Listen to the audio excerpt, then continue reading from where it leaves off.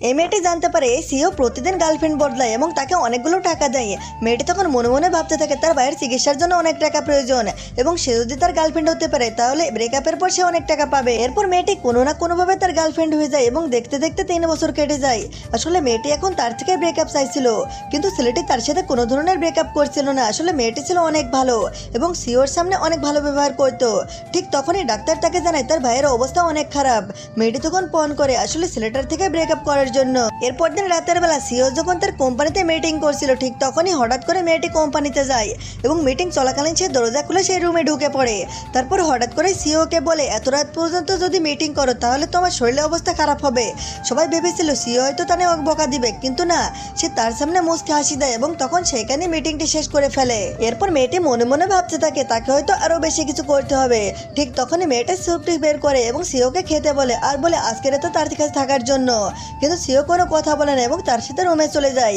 এরপর দিন মেয়েটাই ভাবতে থাকে তাকে হয়তো কাজ থেকে বের করে দেবে, কিন্তু পুরো দিন সিও তার কাছে আসে না এবং তাদের কাজের লোকটি জানায় সিও তাদের পুরাতন বাড়িতে গেছে। এরপর মেয়েটি সেখানে আর একটি প্ল্যান বানায় এবং তখন সে একটি লাল ড্রেস বের করে, এমনকি এমনটা সাজুগুজু করেছিল যখন সিও তাকে দেখে অনেক বিরক্ত হয়ে যাবে।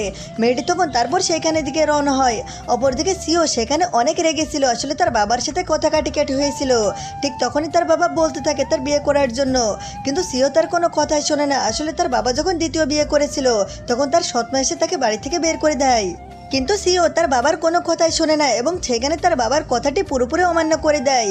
সেখানকার অবস্থা খুবই ভয়াবহ ছিল। ঠিক তখনই মেয়েটি সাজুগুজু করে সেইখানে যায় আর সবাই তো মেয়েটিকে দেখে অবাক হয়ে যায়, কারণ মেয়েটি অনেক সুন্দর দেখা যাচ্ছিল। ঠিক তখনই মেয়েটি তার কাছে যায় এবং বলতে থাকে সে তার গার্লফ্রেন্ড, এবং মেয়েটি তখন আরো বলে সে তার জন্য একটি ফ্ল্যাট কিনবে। সবাই তো ভাবছিল সিও হয়তো তাকে বকাঝকা করবে, কিন্তু সিও তাকে কিছুই বলে না, উল্টো তাকে বলতে থাকে আজ থেকে তার সকল সম্পত্তি তার নামে। ঠিক তখনই মেয়েটি আরো কিছু দেখাতে চাইছিল এবং সেইখানে থাকা টেবিলটি উল্টে দেয় আর সিওর হাত ধরে সেইখান থেকে বেরিয়ে চলে যায়। এরপর বাড়িতে যাওয়ার পর সিও তার অ্যাসিস্ট্যান্টকে কল দেয় এবং বলতে থাকে মেয়েটিকে ব্রেকআপের টাকা দেওয়ার জন্য এবং তার নামে একটি ফ্ল্যাট ঘোষণা করে দেয়। এরপর সিও তার পুরাতন বাড়িতে যায় এবং তার মায়ের সাথে কাটানো পুরাতন দিনগুলোর কথা মনে করতে থাকে আর সেইখানে বসে সে অনেক ভাবুক হয়ে যায়। একটু পর সে দেখতে পারে আসলে তার বাবা তাদের কোম্পানির সিওর নাম ঘোষণা করছে এবং সে তার সৎ ভাইয়ের কথা বলেছিল। ঠিক তখনই তার মনটা আরো খারাপ হয়ে যায়। এরপর মেয়েটি যখন বাড়িতে ছিল ঠিক তখনই কাজের মেয়েটি বলতে থাকে আজকে সিওর জন্মদিন, কিন্তু আরো তাকে বলতে থাকে যারা এই কেকটি বানিয়েছিল সিও তাদের সাথে ব্রেকআপ করে নেয় এবং মেয়েটি এটারই সুযোগ খুঁজছিল। ঠিক তখনই মেয়েটি তার জন্মদিনে তার জন্য একটি কেক বানিয়েছিল। পার্ট 2 পেতে চাইলে কমেন্ট করো। আল্লাহকে ভালোবাসলে চ্যানেলটি সাবস্ক্রাইব করে লাইক কমেন্ট শেয়ার করে সাথে থাকো।